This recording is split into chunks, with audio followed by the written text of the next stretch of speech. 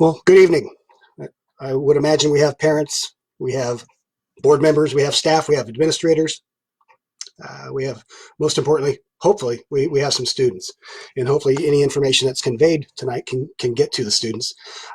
So thank you again for taking the time. I know there's obviously a lot going on. That's an understatement. And so for you to take some time to engage and to listen and to raise your awareness is greatly, greatly appreciated. I'm Mark Campbell, Superintendent, Calaveras Unified School District. The objective tonight is to share information. It's to answer questions that were submitted in advance. It's part of this ongoing effort just to make sure that you're informed with all that's going on with COVID-19 and the impact that it is having on everybody. I know a tremendous amount of information has been shared with you already. I know that at times it can be quite overwhelming and quite confusing. We really don't seek to add to your stressors, and so when I'm speaking tonight, I'm speaking more towards families and towards students, obviously, but I'm also going to speak to our staff and to the community at large. I want this to be more conversational and less clinical, and so that's kind of my attempt. I've been advised to tone down my energy, my natural energy somewhat, to speak a little more slowly, and again, and to not be so clinical in nature. So that's going to be what I'm working on, trying not to meander off topic, and trying just to let this flow naturally. Again, the objective is just to share information with you, to hopefully clarify some points for you, and to continue to work with you as we move this forward. Acknowledging the impact that this is having on everybody, the economic impact, the fiscal impact to our school district and to our community, the economical impact to our families specifically and our staff, the social impact on our students, the emotional impact overall. It's a lot to deal with. It's a lot to get your head around. I know that we have asked our parents and our students to do so much already, and we're going to continue to ask them to do that and more, and we're going to do what we can and more to help support you moving forward. Just really respect and appreciate what our families have been going through and have been doing. The conversations, the communication has been really, really positive in terms of what parents want to do, what parents can do, the frustrations that parents have, and we need to acknowledge that, validate that, and work through those issues together. The communication and the connections are going to be ongoing. And again, we're going to find a balance, because I know you're getting hit from teachers, you're getting hit from administrators, you're getting hit from me with district-wide communication, all with the best of intentions, because we want you informed, we want you aware, but we don't want you confused and frustrated. And so we're going to continue to work through this. You're going to hear a lot, and I don't want to frustrate you with this because I'm just trying to be honest. A lot of issues are works in progress. A lot of things are more questions than answers, and that's just being real. And I think you're seeing that in your life, and we're feeling that in our lives, in our schools. And I think the most important part is that we're working together to get answers, to get solutions, to focus on what we have control over, and to do the best we can for kids. And I'm always going to bring us back to kids, because at the end of the day, this is really what's driving all that we're doing, is how do we protect, serve, and support our students. Our staff has been working so hard throughout spring break, the week before spring break when this was thrown on us. Our staff has been working so hard and being so creative, asking a lot of questions, grappling with all the emotions that everybody's grappling with and all the uncertainties, but making sure that the students know and that the families know that they are there for you. We are there for you, and we will continue to be there for you and with you. And our staff, they miss our students. They look forward to reconnecting with the students. I know many have already and have throughout the break, and that's going to be the most important piece. I will tell you right now, as we navigate this, it's going to be the social emotional piece. It's going to be the relationships. It's going to be supporting students and families on that level, and the academics will come, and we'll handle the academic piece, and that will be a rollout, slow for some, quicker for others, but we're going to be more focused on protecting and serving and supporting the whole child, if you will, and not just on the academic side. Again, I'm not negating the importance of the academics. I just want to make sure that we're clear. We're not going to come at you, next week, and we'll talk more about the academic rollout with distance learning. We're not going to come at you with 6 hours of content and subject matter and expectations that it's going to be just like it was in the classroom, because it won't, it can't. And you shouldn't expect that, and they shouldn't expect that. And so we're going to try to strike that fine balance of again, working with the child from the emotional, social emotional, psychological level, as well as the academic level, and trying to do all that we can, the best we can, to provide and to support your kids. Most of the specific answers that parents have been asking, or answers to the questions they've been asking, really have to do with site-specific, class-specific, program-specific issues. So if you hear from me, whether it's tonight, whether it's on down the road, or you have in the past, you need to talk to your teacher, you need to talk to your site administrator. Just being real, and that those specific questions have to be addressed by those specific entities. And so more conversation, more communication will be coming out from our principals, from our teachers to you, to share that information with you. Again, trying to inform and support, not trying to overload and overwhelm. As we navigate this, we always have to try to find some level of positivity. If I come at it with some form of levity, that's not to negate the seriousness of the situation. I know that this is serious, this is significant. People are losing jobs, people have health issues, losing family members, losing graduation and promotion and prom and all the ceremonial aspects of the end of the year. That's real and that's painful, and that's something that we have to grapple with. But we also have to try to find some silver lining, have to find some form of levity. It's a coping mechanism, if you will. It's also we have to strike that balance, and so we are going to be doing that in our communications and conversations with you tonight and moving forward. So what I want to do is I want to address some of the questions that came in response to the Facebook post, and some of this may replicate what was set out in the frequently asked questions. And again, I know that was a lot. That was 17 pages after 419 responses from parents and 51 responses from staff. Phenomenal, fantastic, spot-on questions, speaking to the fear and the anxiety and the confusion that everybody had and still does have. But a lot of questions were answered. There are also a lot of non-answered answers, and that we're working on it, and we don't know yet. We're waiting for the state and the federal government to speak to us, and all that's true. But to be able to give you whatever information we can then in those frequently asked questions, but also now and ongoing. And I will tell you that everybody in this district is working hard to find solutions that work for kids and families, working hard to find answers, to get answers. And then once we have those, we will communicate those to you. We're committed to communicating those to you and to working through this. I think it's imperative that people take a moment to try and just to breathe and just to slow it down, and just to understand that on April 6th, April 7th, April 8th, it's not all of a sudden that things are going to magically unveil themselves and you got a full-fledged academic program, a full-fledged social emotional program that addresses the needs of 504 students and special ed students and all students, because we cannot replicate what we had. And what we had was phenomenal, fantastic, and beautiful programmatically. And our teachers and our staff are doing and will continue to do all that they can to do the best they can for your students. But I think people hopefully will temper their expectations somewhat and trust, again, that our staff, their hearts are huge and their dedication to your kids is phenomenal and it's pure. But this is going to take some time. And what life looks like on April 6th is not what it will look like on April 13th or April 20th and moving forward. It will evolve and it will grow, and we will work with you. We will listen to your feedback, staff, students, parents. We will modify, we will adjust, and we will make it work. It's not going to be perfect, but each day it can be better. And that's kind of the goal, is that we're not searching and questing after perfection. We're looking to make it better in all areas for our students and for our families and for our staff.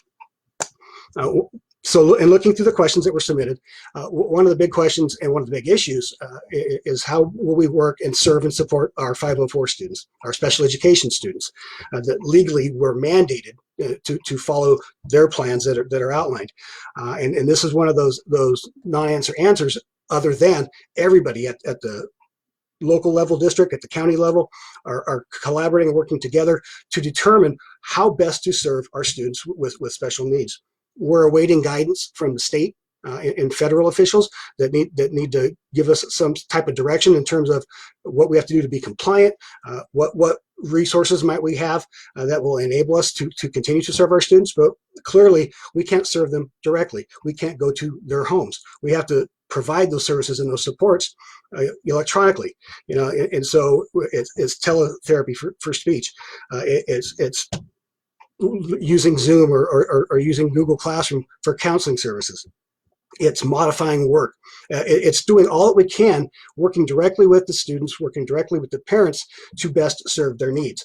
I know that our case managers have done phenomenal work already, just individualizing communication with the students and the parents, and trying to find a way, how best can I meet your needs, your specific individual needs, knowing that we don't have the same capacity that we did 2 weeks ago. So with that in mind, this will be a continued work in progress, but it will be very individual in nature. Your child's IEP or 504 and your situation will be addressed directly by case managers and administrators in terms of how do we push out those services and those supports to you in a way. And again, it's not about being compliant, it's about being meaningful and relevant and right for the student. So that is something that we will continue to work with parents on and students, how best to meet the needs, how best to make sure that we're serving and supporting our special education students and our 504 students. But that will be a one-on-one direct conversation, direct communication, and direct work moving forward with your case managers and your administrators. Excuse me here for a moment. Thank you for your patience and indulgence. Okay, Chromebooks. Knowing that when we're going distance learning and we're being asked to create a program that we didn't have necessarily 3 weeks ago and do it on the fly, do it with a 2-week spring break, smacked in the middle of all that, which was both a blessing and a curse, if you will. Chromebooks, we believe at this point, at least as of this morning, we had the ability to provide a Chromebook for every student who needed one in order to access online curriculum. Not every student who wanted one, but every student who needed one. We put out that call over a week ago and have been systematically, Rick Stitt in our technology department has just done a phenomenal job of addressing those needs and so much more for our district. But in reconfiguring the Chromebooks and preparing them to give them to students, that rollout will start in the days to come. It may be some on Friday, it may be some early next week, but for those parents and students who called in and indicated that they had a level of need, based upon what we had as of this morning, we had enough for one-to-one. For whatever reason, today there was an influx of phone calls, and so the tech department have been scrambling to see what they could do, what they need to do to provide enough Chromebooks for every student. We still believe that we're able to do that. In one specific question that came in, it was about, I have four children and we have 2 devices, and the parent also has to use the device, in order for them to work. We believe, again, even as of a couple hours ago, that we had the ability to provide a Chromebook for every student. That may be called into question at some point if the demand increases based upon the last minute notifications. We may have to start pulling Chromebooks from other school sites in order to provide Chromebooks for students at other school sites. We're committed to the one-to-one to the best of our ability. We are not seeing at this point any extra funding, so we're not receiving extra money in order to purchase extra devices to equip our students. We're equipping them with what we have. I'll talk more about funding in a little bit, because there is some degree of funding that will be coming in, and we'll talk about what it is we might be able to do with that, what that might look like. So look for Chromebooks to be provided to every student who needs one in order to access online programs in the days to come. That communication, like most communications, will come from your school site, your teacher or your administrator. Another question that came in had to do with personal items. How can my student get personal items out of lockers, out of desks, off campus, respecting the need for social distancing, respecting the need to protect everybody from a health and safety perspective, but also wanting to make sure that your personal items are returned back to you. This will be a site-by-site issue. It will be worked through through the site administrator in terms of what is the safest way and the most timely way to get those items back to you. Just again, will be a work in progress. Another question that came in had to do with impact on the 2021 calendar. How will this impact the 2021 school calendar? The response would be, at this point, there is no impact. We're not looking to make up the days. We don't have to make up the days at this point from a state level in terms of funding. We're not obligated to make up these days. They will be waived for purposes of funding.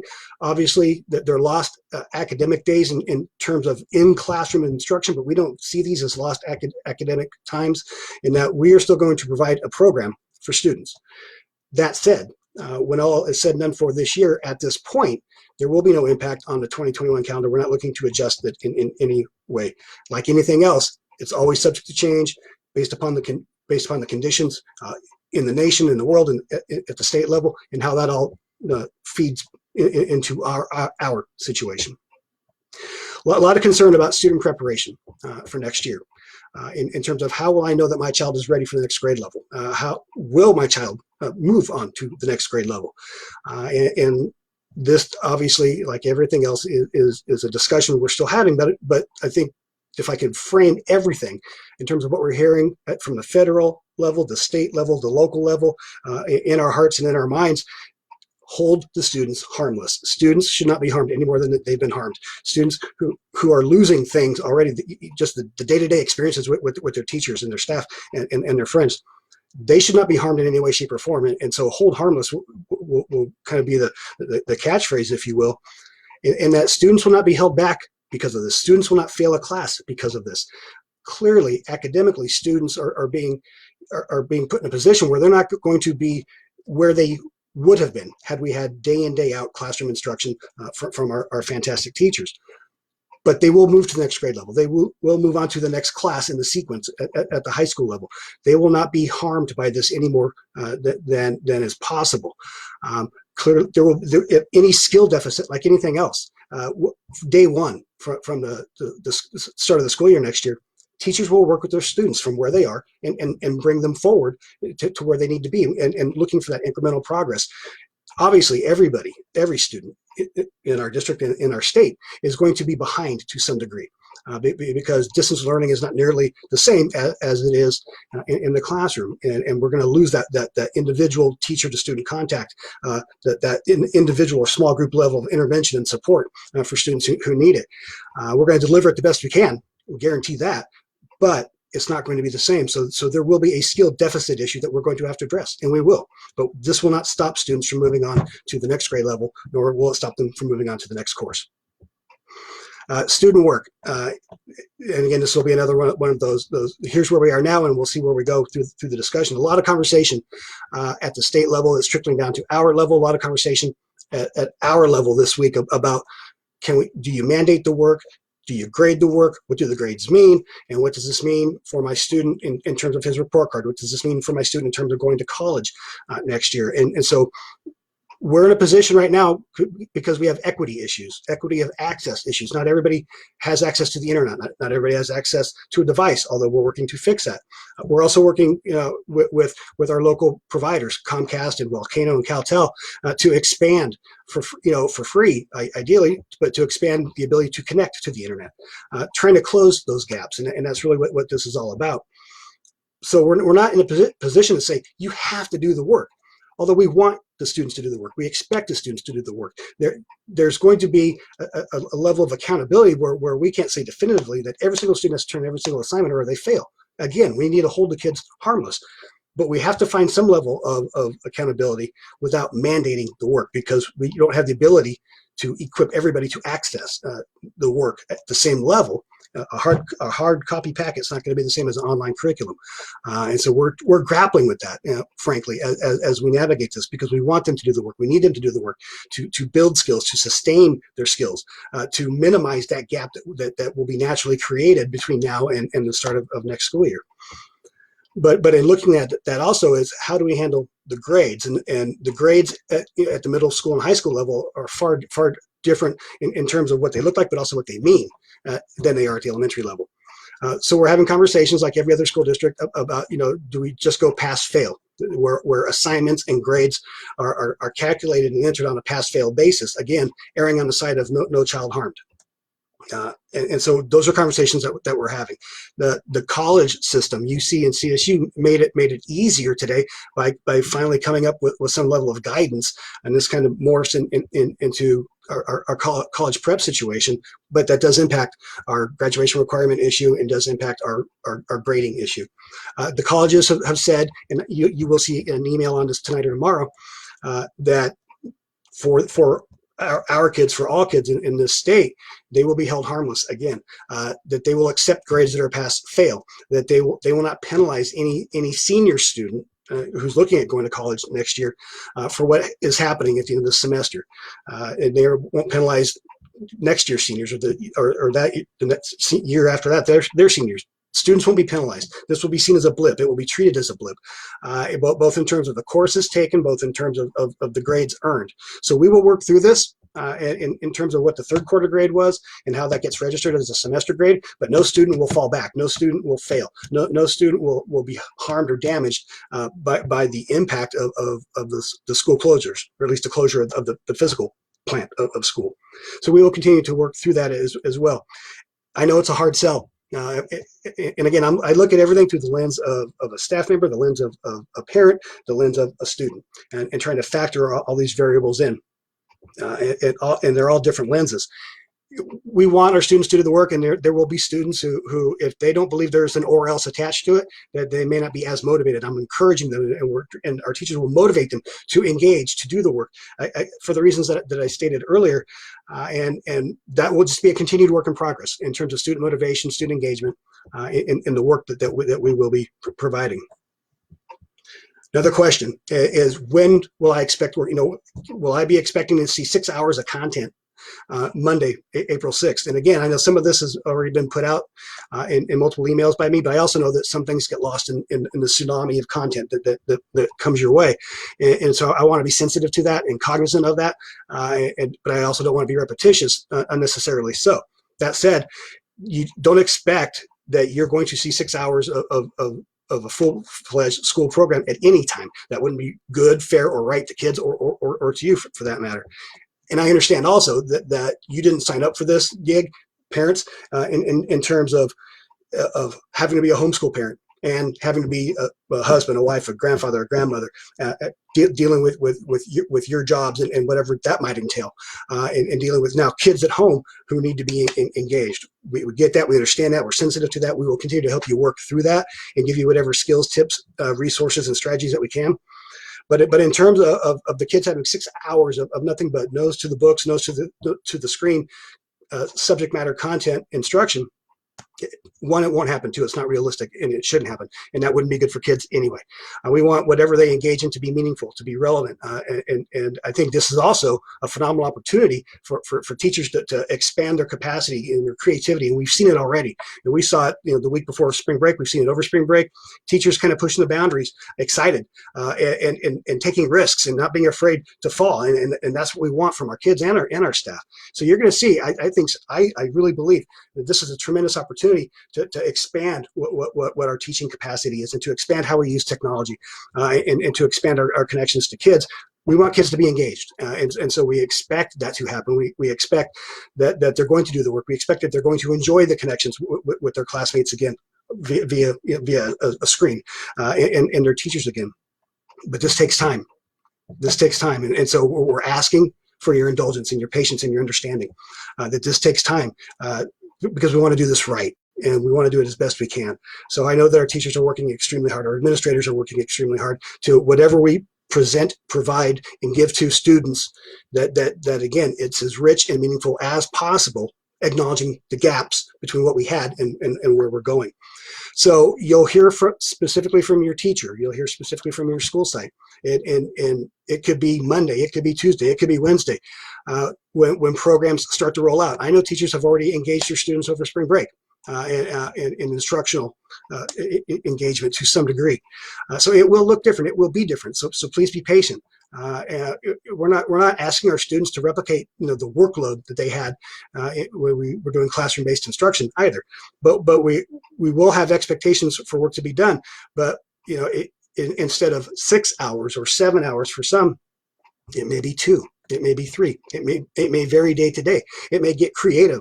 It may be asking students to be self-directed learners. It may be asking parents to the degree that they can to be more engaged with their students in their learning. And I know you have been, but in a more structured way in terms of what's being provided to you by teachers. Again, looking for silver linings, another wonderful opportunity for parents to spend more time with their students. And I know after 3 weeks that for some that may seem like a bit too much, and we get that, we understand that. But these could be great moments, for families. and we want to make sure that we give you all the resources that you need to make these moments great, but not to burden you, to overburden you, because we know that you families are dealing with so much already. So fully sensitive to that. So long story short, work will be rolling out next week to some degree. Hard copy packets will not be made available on Monday, April 6th. Hard copy packets will be available most likely from April 8th onward. We're looking at trying to find a way to put the hard copy packets together 1 week at a time. So all parents have to do is show up once, pick up, and then bring the packet back the following week and pick up a new packet.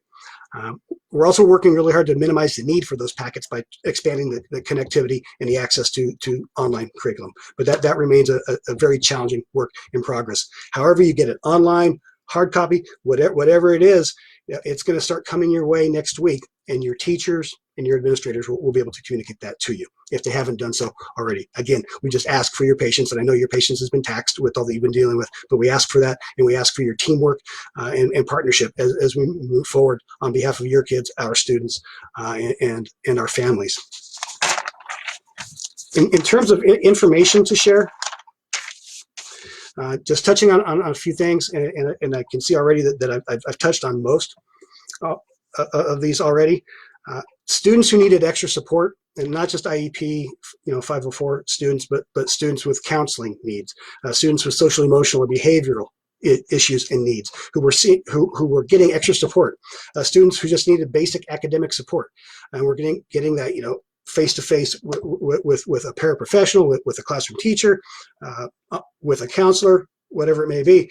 Clearly, those face-to-face conversations can happen in person, but we are endeavoring to make sure that we can put as much online as possible, that we can pick up the phone and call parents and call students and provide the counseling services, as best we can, knowing that this is a traumatic time. And I think about it again, our students who have lost, our senior students in particular,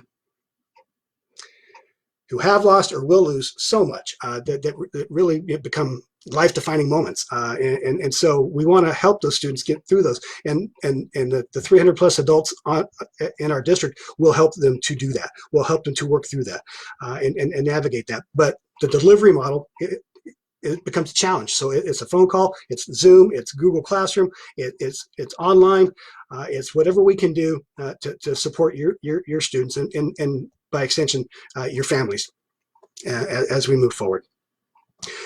Part of the, I talk about the 300 plus adults in our district who are committed and dedicated to kids every day.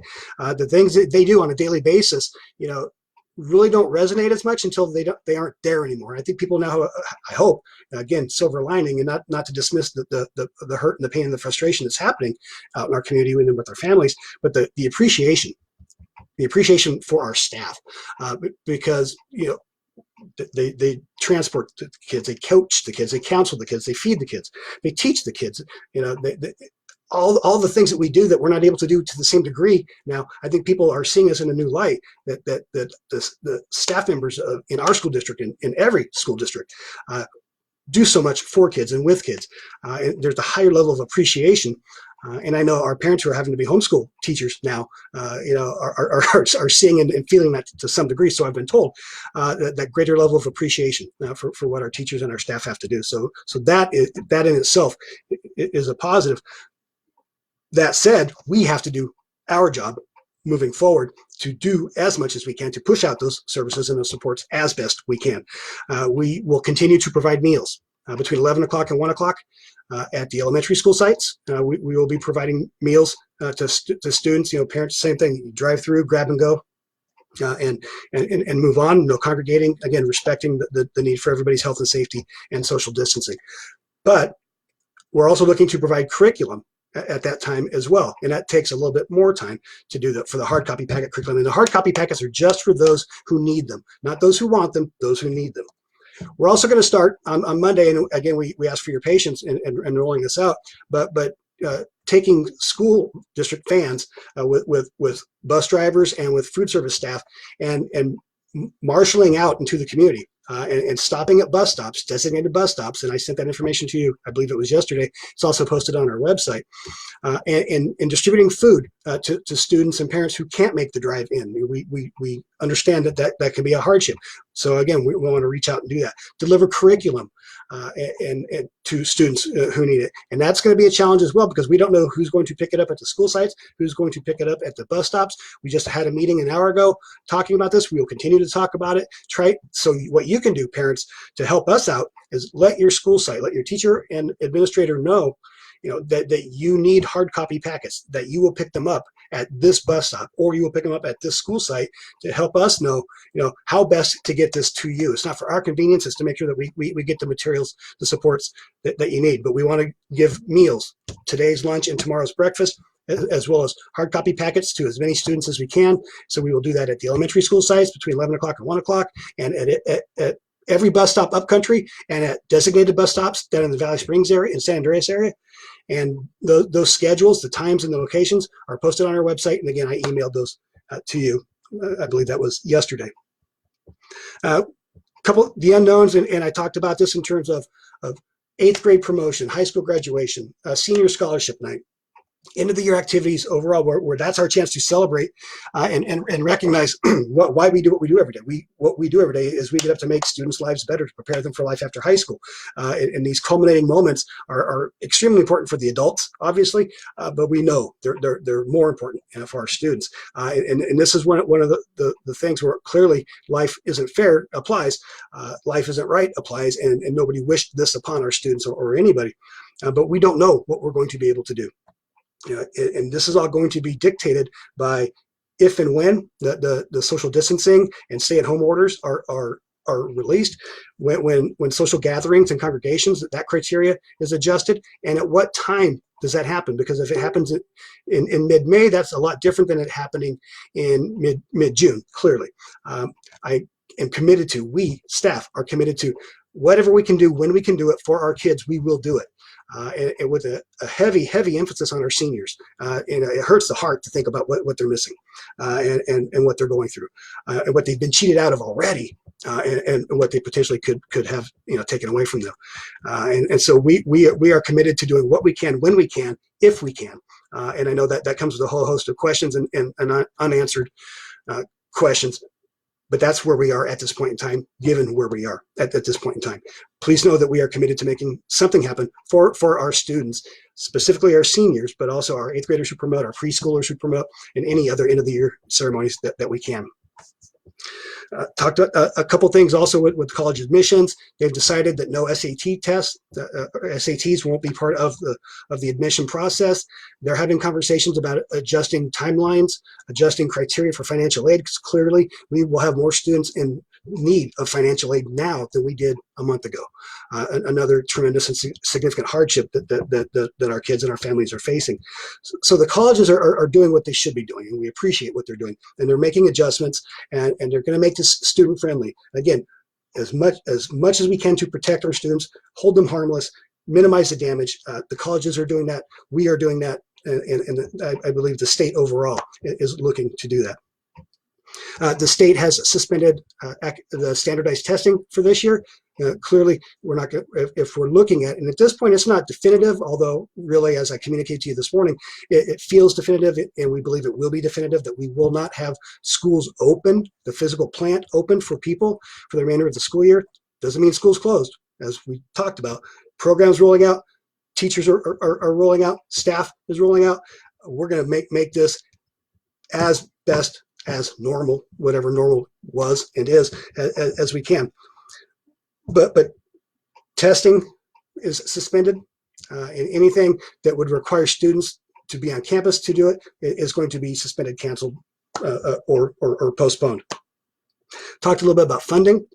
There is $100 million coming to all school districts, to be spread out amongst all school districts, to address the impact of COVID-19, whether that's health and safety with gloves, masks, hand sanitizers, extra time it took and is taking and will take, because we are committed to keeping our facilities sanitized on a daily basis. Our custodial crew and our maintenance crew have just been phenomenal with the work that they've done and will continue to do, because we will still have staff on site. We still have staff on site to varying degrees. But we will see some funding to offset those costs and the cost to food service as well. There will be some funding to enhance our ability with distance learning. So devices and connectivity will be part of that. How much money will we get? We don't know. What strings will be attached to that money that we get? We don't know. When will we get when we get that money, how quickly will we be able to spend it? We will see, but we will be thoughtful in the use of that money. Will that impact our students this year? Knowing how slow the wheels of government turn and how much they're dealing with right now, I have a hard time believing that. But the second that we get money in the bank is the second that we're using that to take care of staff, to take care of students, to make sure that we've addressed the areas of our program that have been impacted by COVID-19 to the best of our ability. As far as any new money, other than that coming in, remains to be seen. I know there's federal dollars rolling in, kind of along the same lines. There are more questions than answers at this point based upon that. If I look down the road, and again, don't hold me to it, but I'm looking at an economy that's suffering greatly. Looking at families as a result that are suffering greatly. Are we going to see families leave the area and obviously taking their kids with them? Do we see a drop in enrollment that impacts our funding? From the state level, economically, knowing the talks of a recession, of a depression, and what that might look like, depending upon how long the stay-at-home order is enacted, puts me in a position, puts everybody in the state in a position, if not the nation, of thinking that we will see less money next year than we had anticipated. Less money. Less kids means less money. Less money means less money. Less money means we're in a position where we've been making reductions already, painful reductions to staff, to programs that nobody is in favor of. But we also have to make sure that we balance our budget. So that said, we may be looking at more hard times because the state will be looking at more hard times, and we will respond responsibly as we do that. But just looking down the road, as we had just pulled ourselves out of that deficit hole. And we were projecting to have zero deficit next in 3 years out, and that's going to take a hit as well. And so, but we do what we do because we didn't ask for it, we didn't create it. We have to respond to it. We're asking our kids to do the same thing. They didn't create the situation. They didn't ask for it. It's impacting them. But now, what are we going to do about it? We're going to have to respond thoughtfully and responsibly, and deal with the reality of the situation and make it work as best as we can for all.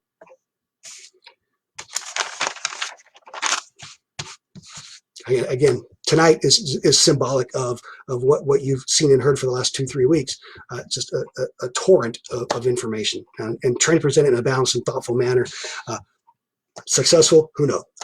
But I appreciate, again, the indulgence tonight, the presence tonight, the questions that keep coming in. And please reach out. And even if it's reaching out to me and I redirect you to a site administrator or to a teacher, that's okay. Because at least then I know what the issue is, and I put you in a position of getting the answers that you need so that we can get resources in place to serve our students. None of this will be easy, and it won't be perfect, but we can always be better, and that's what we try to do every day, is to be better. To our families, I thank you for your patience, your understanding, your resilience. You're being tasked to do so much under extremely challenging conditions, and that alone is enough. The uncertainty and the fear that comes from not knowing what's happening tomorrow, the next day, the next week, is unsettling, and that's an understatement. We want to be there for you and helping you as much as we can. It is and I tried really hard tonight, not to use cliches, because you're being bombarded with them with COVID-19 and from education in general, cliches and acronyms, and hopefully I've done a good job of avoiding both tonight. But it truly is a team effort, and you hear so much when we're in this together, and it becomes something that gets tossed aside because you hear it so often, but it's true.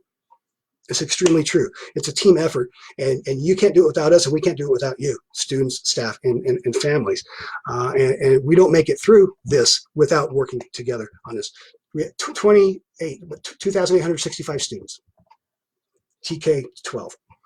2865, and they've been thrust in this swirl, this hurricane of confusion, uncertainty, frustration, and those feelings are real and valid, and they have every right to feel that way, and we have every obligation to help address and navigate that as best we can. We have 300 plus adults that are extremely dedicated to your kids, and by extension to our families, and we will do all that we can, when we can, how we can, for families and for students and for staff, with what we have control over, with the resources that we have. my message to the three segments of our population, our staff and our parents and our students. To staff, what I've seen and what I've heard so far, it does my heart good, because you care so much about kids, and you care so much about doing a quality job for kids, that I know that you've worked through your spring break to craft program when you didn't have to. I know you will continue to do that work, but when you're officially back on Monday and ongoing, and your dedication to your kids, your ability to kind of open your mind and see this as an opportunity to grow as an instructor, to develop those skills, whether online or otherwise, and to make this work for your kids. I respect and appreciate you so much for that. And words don't even do it justice. To our parents, again, you've been asked to do a lot more than you had expected. You are dealing with hardships I can't even imagine. We don't want to add to that. We want to support you in getting through that. And so we thank you for what you've done the last 3 weeks. And I know for some it may not have been easy or a blessing to have one or more students in your home for the full scope of 3 weeks. I know it's not easy for them. I can only imagine the stir crazy nature that they're facing. But for you, again, heroic work that you have done and will continue to do. And we need you to do that. We need you to be that for your kids and for us. And working with our staff, working with us, and us working with you. We will do the very best we can to serve and support the most important people in this whole conversation, and that's our students. Again, what you have been thrust into, what you have lost in terms of social connections on a day in, day out basis, to that structure, to the routine, the emotions that creates, that's all real, and that's okay. It's okay to feel that way. But then the question becomes, what do you do? What do you do with those emotions? Do you channel it in a positive way? Do you focus on what you have control over? Do you make it work the best you can? These are life lessons, and they're not life lessons that you should have to be dealing with, but you do. That's just reality. That's all of our reality. So anytime spent complaining about it, bemoaning the impact on you, railing against it, it's valid to feel that way. But I don't want to waste anybody's time. I don't want you to waste your time. I want to find a way to make this work for you. We want to find a way to make this work for you. So we're willing to work with you. We acknowledge, the emotions and the frustrations that come from this. We acknowledge what you've lost on a day in, day out basis, at the end of the year celebration basis, and all that will happen between now and then. We will work to replicate program as best we can. We will work to provide you the support that we can. We will work to celebrate and recognize you the best that we can every day ongoing, but at the end of the year also, to whatever degree possible. We will do for our seniors in particular, when we talk about graduation or any end of the year ceremony, we will do what works for you, what works best for you, not what the adults necessarily think that is meaningful or relevant, but your voice is going to have to be heard in this. We want this to be the best that it can for you, making the best out of an extremely unfortunate and terrible situation, to celebrate, recognize, serve, and support our students. And that's our commitment to you. And we appreciate your partnership and buy-in in moving forward. So in closing tonight, and again, I thank you, for your patience. I would do this more often if there was a demand. Some people prefer email, some people prefer phone calls, some people prefer face-to-face, some people prefer online, some people prefer nothing. And I respect it, all aspects of that. I am willing to do this as much, as often as needed, to communicate to you in any form possible, to help support you, not to overwhelm you. So in closing, parents and students, work with your teachers, work with your administrators. Team effort moving this forward. Take care of yourselves, take care of each other, stay home. Again, cliche time, stay home, wash your hands, stay connected to people. The beauty of social media has to be that your students are still staying connected to their friends, to their classmates, and you are also to your friends and to other parents, and our staff is as well. Stay connected. I thank you all. I thank you all for all that you do, and for working with us, for your time tonight. Go forward, go forth. We are going to make this work. We will make this work. It's just going to be day by day, but we will get better. Thank you.